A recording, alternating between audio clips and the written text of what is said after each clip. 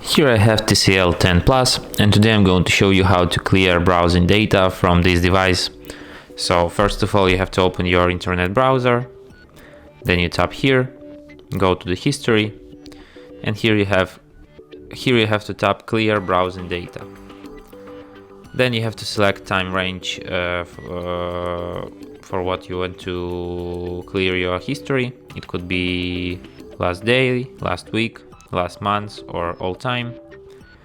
Then you have to select that data formats which you want to clear. It could be browsing history, cookies and site data, and cached images and files. And then you tap clear data. And as you can see, history is cleared. And that's it. Thanks for watching. If you find this tutorial useful, don't forget to hit that like button and subscribe to our channel.